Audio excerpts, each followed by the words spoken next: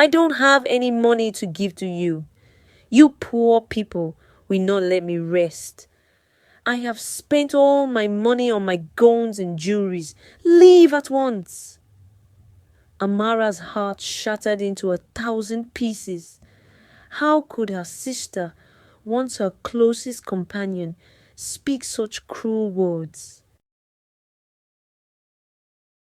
Ifeoma was the first daughter of Mr. and Mrs. Obina, an elderly couple known for their honesty, humility, and unwavering love for their children.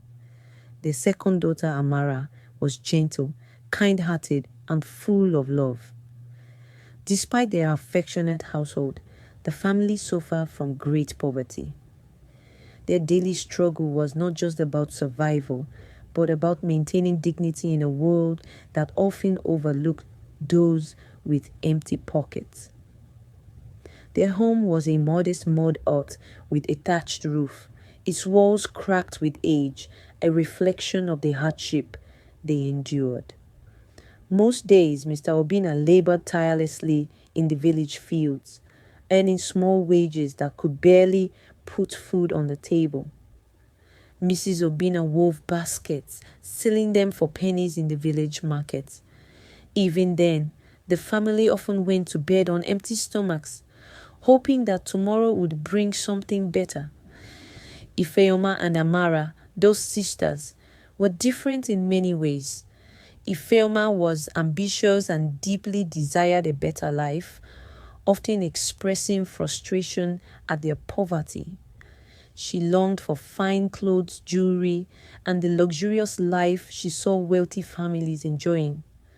Amara, on the other hand, found happiness in the simple joys of life, helping her mother, tending to the small garden behind their house, and laughing with the village children.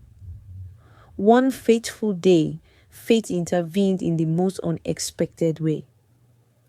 The village king, a man of great power and riches, happened to see Ifeoma while passing through the village. Struck by her radiant beauty and graceful demeanor, he immediately sent word to her family that he wished to make her his queen. The news spread like wildfire, and the villagers, who often whispered about the Uzo family's poverty, were suddenly in awe of Ifeoma's fortune. When Ifeoma received the message, she was overwhelmed with excitement. This was a chance to escape poverty, to wear the finest silk and gold, to live in a palace where she would never have to worry about hunger again. Her parents too rejoiced, believing that their days of suffering were finally behind them. The wedding was a grand affair, the most extravagant the village had ever seen. Ifeoma was adorned in the finest attire, and as she rode to the palace, she felt an immense sense of pride. She promised herself that she would never return to the life she once lived. However, as Ifeoma settled into a new life, something in her began to change. The riches, the power, and the admiration of the people filled her with a sense of superiority. Slowly, she distanced herself from her family, feeling ashamed of their poverty. At first, she sent them occasional gifts and small offerings, but over time, even that stopped. The sight of their worn clothes and humble lifestyle embarrassed her. Her parents, though hurt, never stopped praying for their daughter, hoping she would one day remember where she came from. Amara, however, felt the betrayal most. She had always adored her elder sister and could not understand why Ifeoma would abandon them. Then came the darkest moment for the Obina family. Mr. Obina fell gravely ill. His condition worsened quickly, and the local healer informed them that he needed urgent medical treatment. But the treatment required money they did not have. In desperation, Amara gathered her courage and went to the palace to seek help from Ifeoma. When she arrived, she was met with cold eyes and a dismissive wave of the hand. I don't have any money to give you, Ifeoma shouted. You poor people will not let me rest. I have spent all my money on my gowns and jewelry. Leave at once. Amara's heart shattered into 1,000 pieces. How could her sister, once her closest companion, speak such cruel words?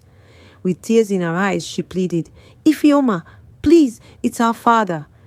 He is dying. Just a little help. But Ifeoma turned away. I have no father, she said, broken.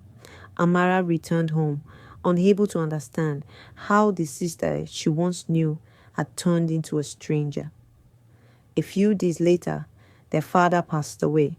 His death marked not only the loss of a beloved parent, but also the loss of the warmth that once bound the family together.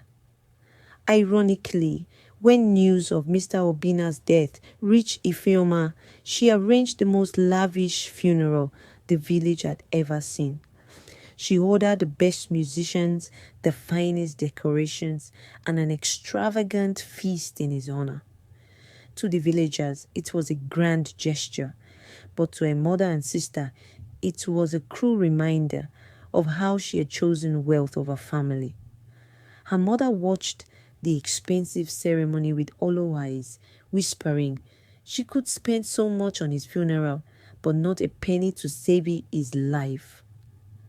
Amara, unable to bear the humiliation and sorrow, decided it was time to leave. Taking her mother's hand, she led her away from the village, determined to start anew. She worked tirelessly, doing odd jobs, cleaning homes, and tending to farms. Though life was tough, she never let bitterness consume her. One day, while walking in the fields, an elderly woman approached Amara. Child, she said, you are a blessing to those around you. Do not be discouraged. Your name, Amara, means favor, and God will surely favor you. True to the old woman's words, fate smiled upon Amara. A kind and wealthy young prince named Emeka heard of her kindness and hard work. When he finally met her, he was captivated by her pure heart. Love blossomed between them, and soon they were married in a grand celebration.